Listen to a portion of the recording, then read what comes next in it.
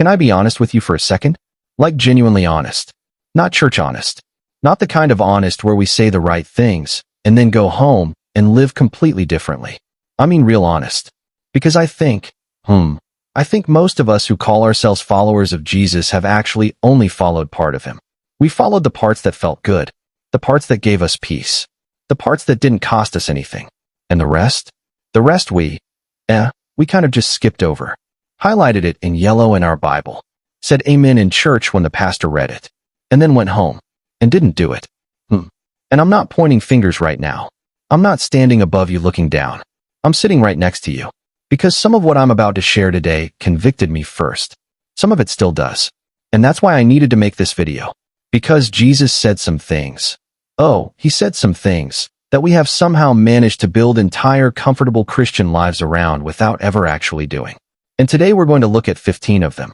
Together. Not to feel guilty. Not to feel condemned. But to feel seen. And to feel called. Called back to something realer. Something deeper. Something that actually looks like him.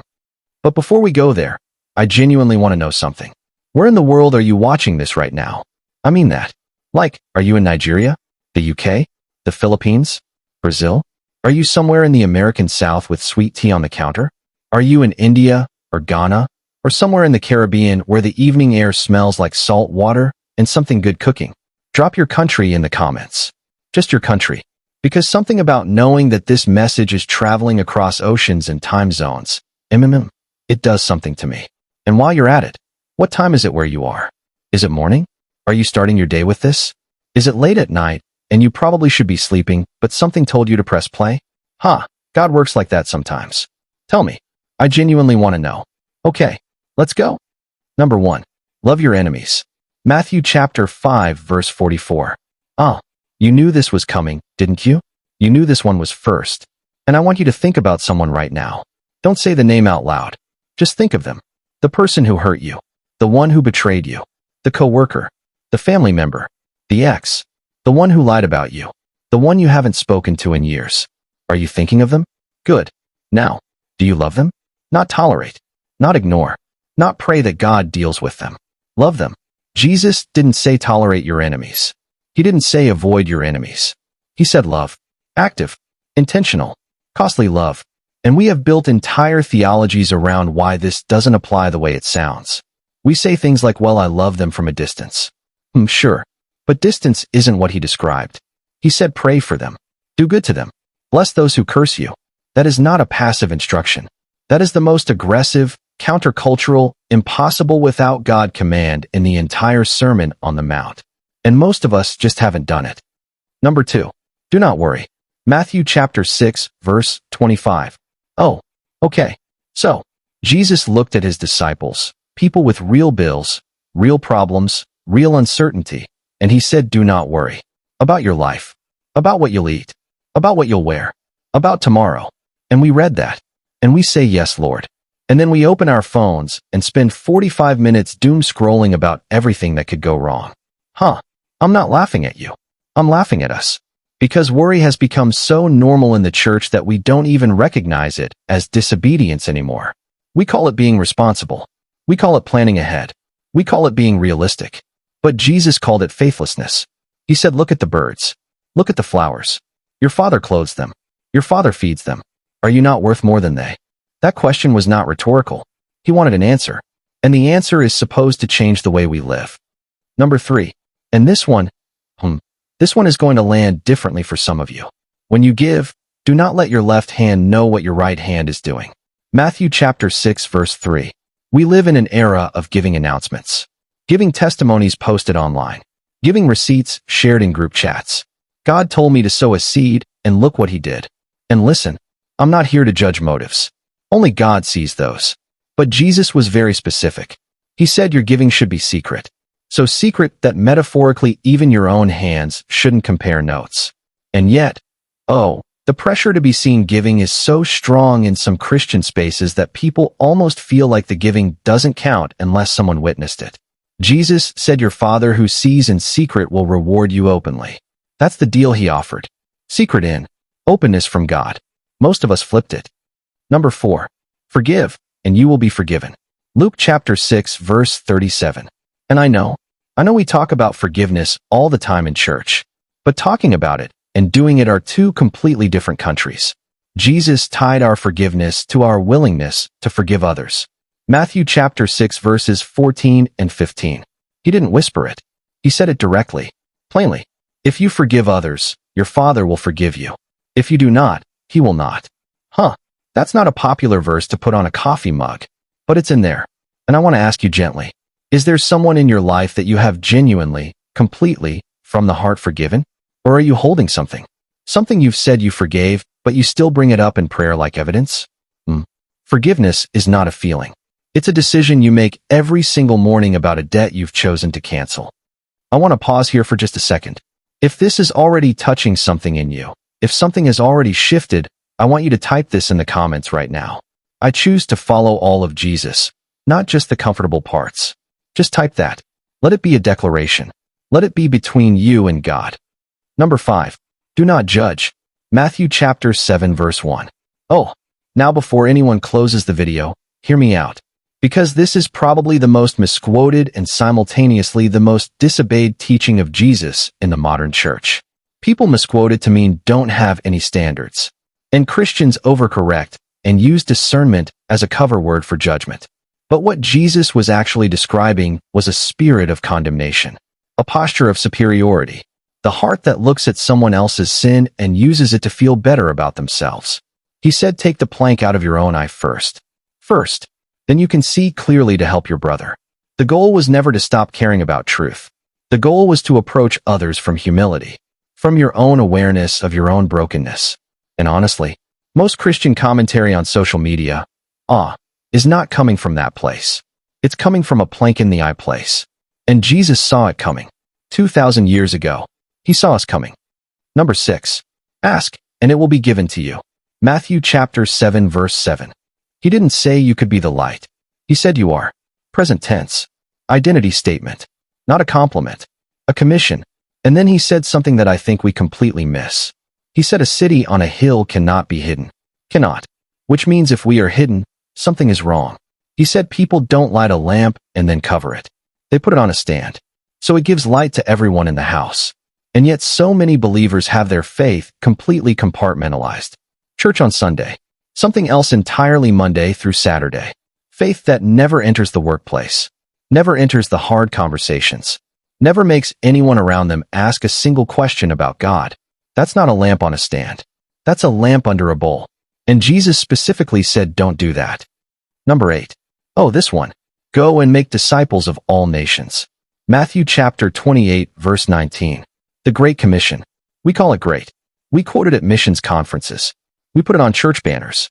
And then how many of us have actually, intentionally, personally helped someone else become a disciple of Jesus? Not invited them to church. Discipleship is not church attendance. Discipleship is walking with someone, teaching them, modeling the life, answering the hard questions, being available. Paul said to Timothy, the things you have heard from me, entrust to faithful people who will be able to teach others also. 2 Timothy chapter 2 verse 2. 4 generations of discipleship in one verse. And most of us haven't started the first generation. Number 9. Love one another as I have loved you. John chapter 15 verse 12. As I have loved you. That's the standard. Not be nice. Not be kind when it's convenient. As Jesus loved. And how did he love? He washed feet. He touched lepers. He stopped for blind men on the roadside when everyone else kept walking. He had dinner with tax collectors while the religious people stood outside muttering. He loved people whose lives were messy without requiring them to clean up first. And he said that is the standard. That is how you are to love each other. HAAA. That's not the love most church communities practice. Most church communities practice conditional proximity. We love the people who are like us, who sin like us, who look like us, who worship like us. But Jesus specifically loved across every line that his culture drew. And he told us to do the same. Let me ask you to do something right now. Think of one person in your life who is hard to love, genuinely hard, and type in the comments, God, give me the grace to love like Jesus. Just that. A prayer. A declaration. Right there in the comment section. Because faith declared out loud does something. Number 10. Blessed are the peacemakers. Matthew chapter 5 verse 9. Not the peacekeepers. The peacemakers. There is a difference. A peacekeeper avoids conflict at all costs. They stay quiet. They smile. They let things fester under the surface because the appearance of calm feels safer than the work of actual reconciliation. A peacemaker walks into the tension. They initiate the difficult conversation. They are willing to be misunderstood temporarily for the sake of something being genuinely healed. Jesus said those people, the courageous, uncomfortable, willing to be vulnerable ones, they are called sons of God. And most of us are peacekeepers. We have relationships that look fine from the outside and feel like a slowly leaking tire on the inside. And we keep driving because stopping feels too hard. Jesus said, "Blessed is the one who stops. Blessed is the one who does the work." Number 11. Sell your possessions and give to the poor. Luke chapter 12, verse 33. Okay. Now, I know some of you just tensed up. Some of you are already forming the theological rebuttal. That was for a specific person in a specific context. And you might be right about the literal application. But can we just sit in the spirit of what he was saying? Because Jesus talked about money more than almost any other topic. More than heaven. More than hell. More than prayer. Why? Because he knew. He knew that money is the thing most likely to quietly become the lord of a life that verbally claims another lord. He said you cannot serve both God and money. Matthew chapter 6, verse 24. Not it's difficult. Cannot. Impossibility statement. And yet, the way some of us relate to money, to things, to accumulation. We have entire spiritual frameworks built around getting more with a Bible verse attached. And Jesus was saying hold things loosely. Give radically. Your treasure reveals your heart. Every time. Number 12. Do not swear oaths at all. Matthew chapter 5, verse 34. This one is quiet. Most people skip right over it. Jesus said let your yes be yes, and your no be no. Anything beyond that comes from the evil one. What he was addressing was the culture of conditional honesty. The idea that you're only fully bound to the truth when you've made a formal vow. But Jesus said your default mode should be complete, plain, no embellishment honesty. All the time. Not just when there are witnesses. Not just when there are consequences. And in an age of spin, of self-promotion, of curated everything, how many of us live with complete, simple, consistent truthfulness? Not just in the big moments. In the small ones. The slight exaggerations. The leaving out of things. The performing of an image that isn't quite real. Yes means yes. No means no. That's the teaching. Simple. And so hard. Number 13.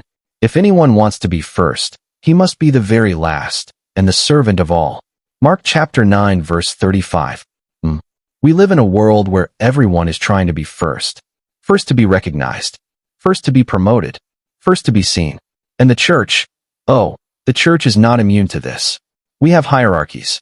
We have green rooms.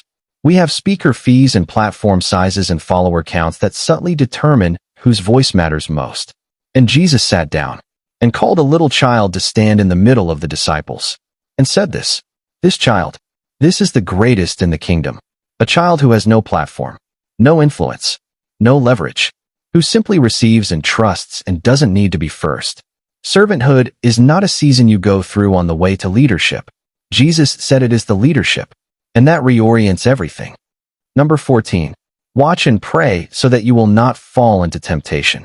Matthew chapter 26, verse 41. Jesus said this in the garden.